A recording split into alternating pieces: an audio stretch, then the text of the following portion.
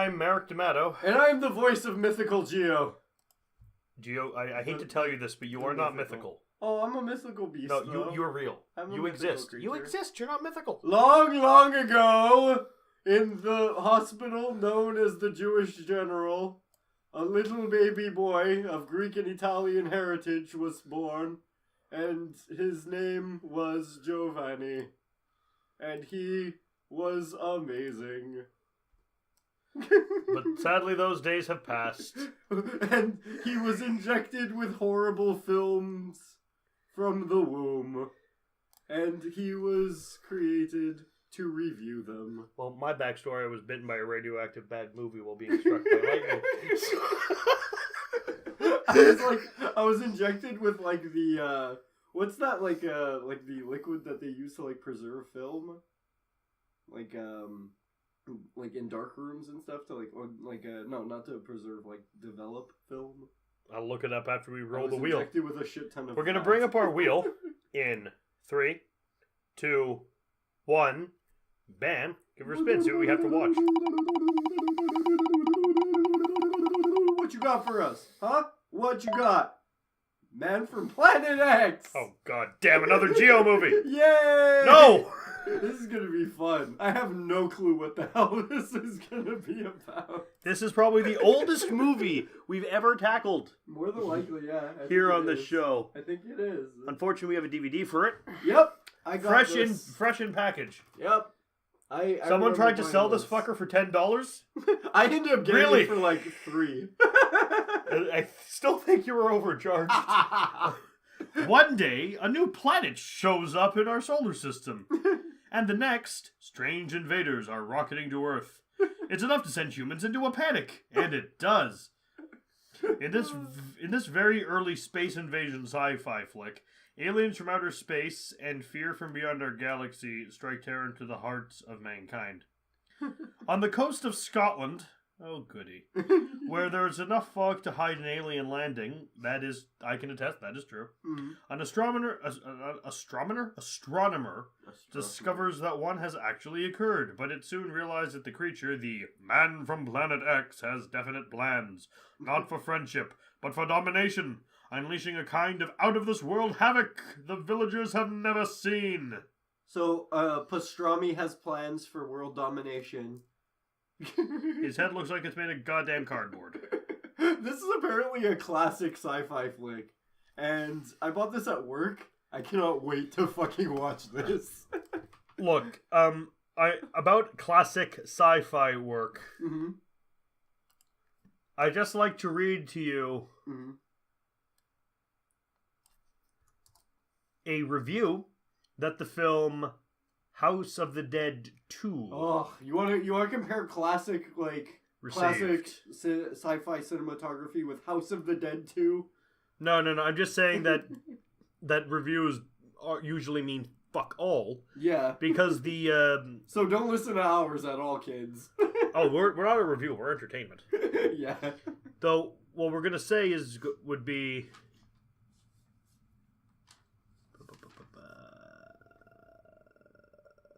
Probably the stupidest, sentence ever conceived by a human mind. This is from the site Bloody Disgusting, which has lost all of its credit with me. Yeah. It says, House of the Dead 2, Altman's script skewers everything in its wake, poking fun at virtually anything it can get its bloody hands on. But underneath all the pop culture banter lies an effective film with some palpable tension and enough blood, gru, and boobs to surprise even the most jaded zombie movie hater. Wow. I was not a zombie movie hater before seeing that film. Subhuman levels of stupidity. Yeah. Anyway, let's watch Man from Planet X. X. Wait, isn't that where Krang came? No, Dimension X is where Krang came from. Planet X. Renner, we must invade Scotland.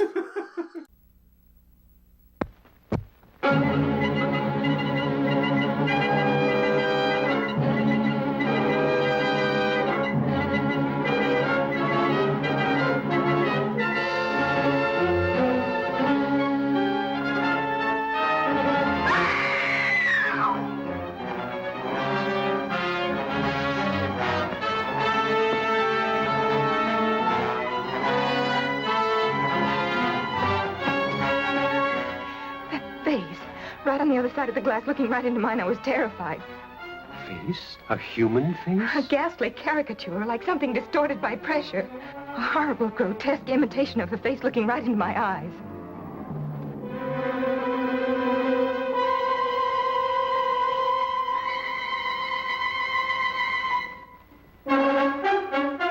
To think, a fantastic gnome like you had to hurtle out of space to put this power into my hands.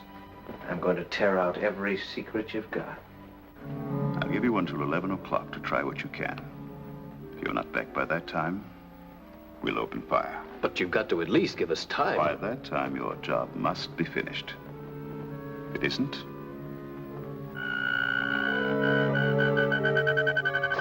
what's his appearance here mean?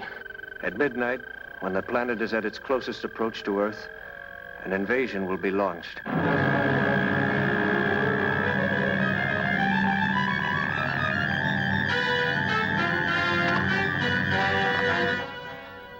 $10:59. Fire!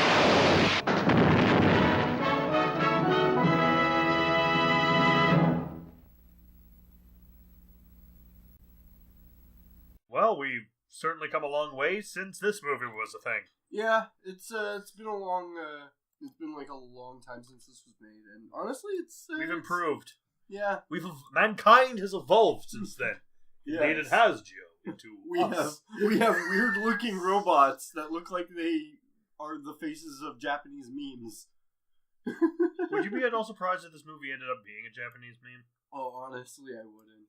I would be surprised if like they got the face from this robot and like just put it on like random. But it's not a robot. Japanese It emojis. is not a robot. It looks like a robot though. I know, like but it's hooked not a up to, like- robot because it needs to breathe. Yeah, but it's hooked up to enough life support that it might as well be a fucking cyborg. Meep, meep. So It's a roadrunner. it's a road runner. It's a Pikmin. Yes! It's an alien. It's an alien Pikmin. Oh god. So it starts off with this guy. We're just gonna call him Jack Manley, I guess. He's the main character of this. He's a reporter.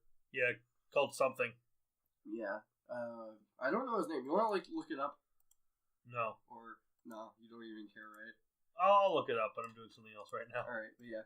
Anyways, Multitasking review. yeah. It's him basically like staring out the window and looking up like in this telescope and like trying to figure out He's in a castle. Yeah, he's in like basically the top part of the castle, and he's writing like a letter, basically saying that he needs to go save people from the man from Planet X. So, by the time, as soon as this movie starts, nothing that happens after this point matters because you know exactly where it's going to go to. Because after this, it's a flashback. Yeah, close enough. Like it happens basically Like, just as he says it. I don't like flashbacks like that in movies because it means there's no real point in watching it. It's a flash forward. It's not a flashback. It's a flash. Well, I mean, forward. I hate when an entire movie is a flashback, unless it's something like Citizen Kane. Yeah. But But it's hey, this one did it before a hell of a lot of other ones did. to make it good. Yeah, I know. I'm just saying. It's one of the first of its kind. Well, it's 1951, so not really. Ish. Well, it was still like film as a media was still black and white. So True, but I'm just gonna look up this island Earth. Okay. Oh yeah, that was 1955. Actually, never mind. You win again, Gravity. But yeah, he ends up basically being chosen to go talk to Professor Elliot. Yes. And he gets picked up and brought over there by boat and by car. Yep. The girl that picks him up, I'd just like to say this movie is set in Scotland, but none of the main characters, even the ones who are actually Scottish, have Scottish accents. It's just the idiot townsfolk who have Scottish accents, and they're actually Irish accents. So yeah, but the classy movie, classy. Yeah, but the what is he? A constable? Yeah, the constable basically. His name is John Lawrence. Is the reporter? John Lawrence. Okay. Jack Manley. John Lawrence. The magnetic monster. Magnetic monster. Oh, that looks cool. All right. It looks like giant penises. Attack of the Vibrators, basically. With fucking stupid antennae on their head. So yeah, he gets picked up, he gets brought to the professor. Oh, the whole way in the car, Yeah. him and the girl are talking about, what's her name, by the way? Enid. Enid. Okay. Like, she used to not be hot, but now she's hot. You know, that's all that really means. Yeah.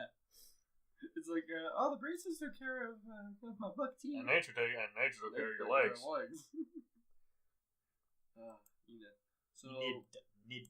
Like this, like, the idiot love interest of Carl in The Walking Dead. Enid. So, yeah, they end up getting brought to the professor. He tells them all about Planet X. From outer space. In outer space. Apparently this thing is going to collide with Earth. Killer clown, wow, outer space. Okay, I do have to appreciate this movie for making that movie possible. Yeah. Well, like, it did come before a hell of a lot, and we have it to thank for quite a bit because it is a classic. The only thing is it takes itself way too seriously. Yeah. It's, And we get some truly idiotic lines from a certain character. But we'll get to those later. Just some nonsense. Some, like, factual, like me Some without my factual knowledge. nonsense, yeah. With my very low knowledge of science, even I know the things he says are fucking stupid. So they find this doohickey, and apparently It looks like a rocket like a bladed. You know, if you've ever seen a bladed arrowhead, like with the 4 blades, it looks like that, but really, really big. Yeah, it looks kind of like a cross between a lampshade and a Cuisinart. Well, I was gonna say like a Pringles tube. Yeah. And it's like a piece of a piece of the rocket. But it's not the most lampshadery thing we will see in this film. Yeah. It's apparently super strong. Like the alloy is It's apparently like 10 times the tensile strength of steel. Yeah, and extremely light. Yeah, so it's like they found vibranium. Basically. And so they go to get sent to check out the ship, which is a giant lampshade. Well, the woman goes first. Yeah. And it's a They giant start looking lampshade. around. The ship's a giant lampshade. The ship is a giant lamp. It is the lamp. It is the lamp. It's not as bad as the lamp. But it is a lamp. Just because it's a lamp doesn't mean it's They might as well have made this like in miniatures and just put a lamp. And I'm pretty sure they did. For some of these shots. I wouldn't be surprised if they did, at least. So the girl goes from the stupid face of the creature. Oh yeah, they walk over to it, and it's like the windows on this thing are like a bubble. Yeah. And she walks real close to one of them, and it just like it just sticks its head like into out the window, just like, who's outside moving around out there? Hello, how are you? I'm an alien from space. How's it going? Hey, buddy, I'm from space. I've got a face like. Sometimes you'll go and craft dinner. You guys want to come inside and watch some TV? Come inside, meet the missus, have a nice cup of tea. Couple of the old tries, huh? No, Alex boy. No time. It's a sin. That's all it's about to say. Oh god. So she screams. Like terror. you would too. No, like classic Scream Queen horror movie. They think this movie's gonna really like scare people heavy. And it probably did, but at the time, maybe like a little. I guess maybe. Come on, I got this. Got the girls all creeped out and like, oh no, it's from space. It's scary. So they can cling to the guys they're going to the movie with, that kind of thing, and that's the entire point of the fucking film. Yeah. You know what? I might end up taking this movie from you. I got somebody that might want to watch this. Yeah, fair enough. Anyways. After we harass Nelson with it. Oh yeah, for sure. We're gonna strap him down. Do note that when I say harass Nelson with it, I don't even mean we're gonna make him watch it. Just chase him around with the film and throw it at him. Poke him with it. put it on a stick and dangle it over his face while he sleeps. I'm gonna tape it to his like ceiling in his room, and he's just gonna look up at it every now and again, and he's gonna go, I asked for a movie. And they brought me for this. my sins they gave me. Yes, and for my sins they gave me this. My sins weren't that bad. Come on. Oh man, I would like strap him down and force feed him chocolate pudding and make him watch this. You're a weird little boy. Why not? Why force feed him chocolate pudding? It was fine until the addition of the force feeding of chocolate pudding. Anyway, they find the alien. The reporter comments, it looks like a huge diving ball. Yeah, no, a diving bell. Diving bell. That's the thing you go down to look underwater in. Well, and like back in the day they used to use them. And Dr. Elliot says the dumbest fucking line in the movie. The only difference between water and space is Stenson. It's just that is... The exact quote is, the only difference between space and water is a matter of density. Like that is amazingly wrong. To that I say, the only difference between a smart comment and a dumb comment is a matter of density. It's just... If his statement were true, I could drink water. Yes, I and can't you can also drink space. I can't drink space. Therefore, his statement is false. I'll have a nice big old cup of space. This is so stupid. This is such a stupid movie. So they walk up to the ship, and they get held at, I guess, laser point? Yes. By this alien. Then they somehow convince. Then it starts suffocating. Mm-hmm. And so they save it by turning a knob on its helmet. And then they just wave their arms. He waves their arms at them for a solid 5 minutes when they're trying to communicate with it. Hey, Mary. Like most men, it had to touch its knob to bring it back. Damn you. Continue. No. You can't. I don't want to anymore. Wow. You're on your own. Oh no. So they spin the knob on it, and it ends up like because it was trying to basically adjust its oxygen, or like its whatever it uses to breathe, whatever the fuck gas it exhales and inhales. So they end up turning the knob on it. It gets up, and it basically just like opens it, like it puts its gun away. They start to like slowly like put their hands down and like ease back away from it. It ends up putting its hands basically to either side of it, and like gives it like a shrug almost kind of look. Ooh, excuse me. Like a shrug, and they're just like, it just looks like, what are you gonna do? And they're like, oh, okay, well, if it goes and reaches for its gun again, we're just gonna okay, we're literally just gonna run away from this thing, and hopefully it doesn't reach for its gun. So they run away, they go back to the lab, and I just imagine this thing doing like fucking Super Sentai like hand gestures and like fighting giant robots. It looks like a Sentai suit. It looks like it's wearing a Sentai suit. Merrick's watching fucking... Well, Merrick's watching zombie movies.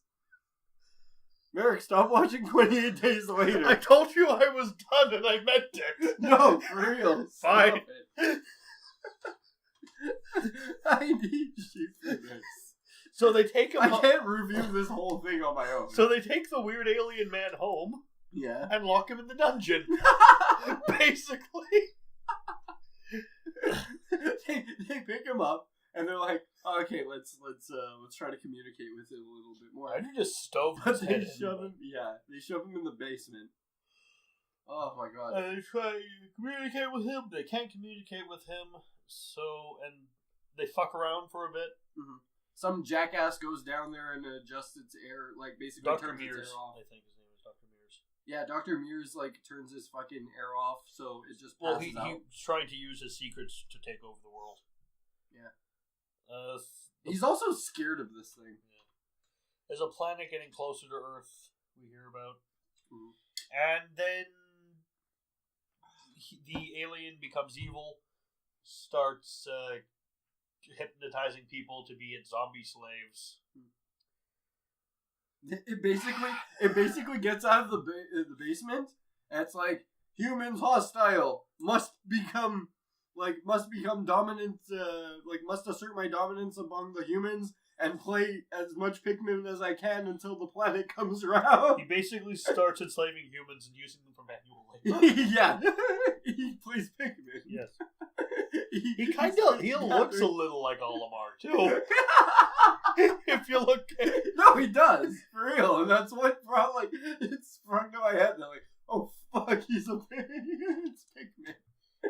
So they so the police come to the castle, and it's like, so people have been disappearing. Do you know anything about it? It's like, no. And then the police helps them go look for the alien, but then there is actually an alien, and the policeman's like, oh, there's an alien. Yeah. And then they have a town meeting, and everyone ends up getting enslaved by the alien. Yeah. At the town meeting, actually, is honestly where I can say that this movie was at least trying with its acting. Yeah. Because, like, the constable's friend there? Yeah. He explains it very, very eloquently. He delivers his lines with sincerity, and you can tell he's, like, into the character and the story and everything. Yeah. Because the way he's describing this encounter with the alien, and it's pretty cool. It's inspiring almost. Like, it makes me want to go back into, like, doing theater and stuff. I miss that. But, like, yeah, they end up, at first I thought they were just, like, two guys that just stumbled into the castle and wanted to take the alien for themselves. I thought they were like marauders or something. Yeah, like, two no good dicks just come around and be like, hey, nice place you got here. So they can't get any messages out of the village because of not explained, but they heliograph at a ship, and some like government spooks from London come in, and they're trying to deal with the alien. They can't attack the alien because that might kill humans. Yeah, and so they decide to have like the stealth assault plan. Yeah, but they decide to wait a little bit of time before they go and send John in to do his thing.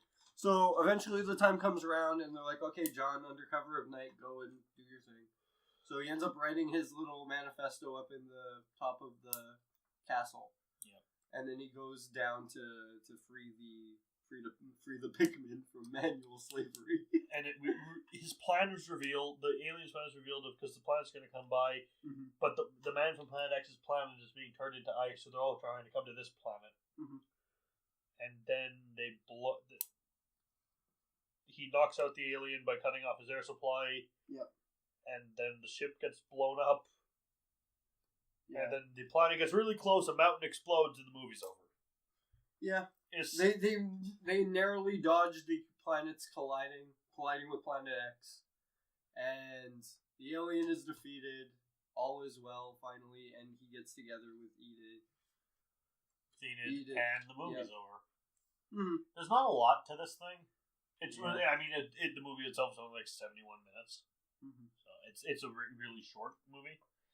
Better than a lot of the stuff we've watched, a lot of the obscenely long films we've watched, like the Neon Demon, you fucker. Well, honestly, for what it was a mildly pleasant experience. To be fair, this had more content than the Neon Demon. This also had funnier faces. And it was far less disturbing. Much less disturbing and a little more pleasant. This has nothing to do with the Neon Demon, though. Hang in there.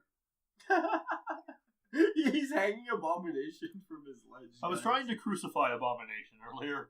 No, but it worked out. He did fine. He deserves to be. And then Abomination rose 3 days later. push the rocker out of the way because he's fucking abomination. What if the Incredible Hulk was, like, put on the cross for all our sins? What would you do about that? How would you get him on there? Banner, our Lord and Savior. Anyway, how did you like this movie? Oh, I had fun with this. I'm gonna, you know what? I'm gonna rate this 3 Sentai suit wearing robots out of a total of we'll say 4 dumbbells. This was actually pretty pleasant. I liked this. I was indifferent to this movie. Parts of it were very, very fucking boring for me because nothing was happening. I'm willing to forgive a lot of the problems with this. Probably gonna give it. But I enjoyed it. I'm good. Not gonna. I mean, if you want to be scientific, I give it around a 3 out of 10 as well. Well, no, I gave it a 3 out of 4 actually. I give it more like a 3 out of 10. Okay, I would give it a 3 out of 5. Yeah, I would give it a 3 out of 5 actually. Yeah, that's okay. I think I give it more like a 4 out of 10, 4.5 out of 10. 4.5 out of 10. But the funny joke score we usually do, I'm going to give it an actual Scottish person. So I can learn how what a Scottish accent sounds like. To that I say, "Jeez, Mac, be the Pokey Floyd." Say more in your weird Scottish voice. I dare you. That's the Irish guy from Clockwork Orange. The you can just spare some cut to me, brother, dude. Yeah. I do have on that topic. I have one final thing to say to this movie. What?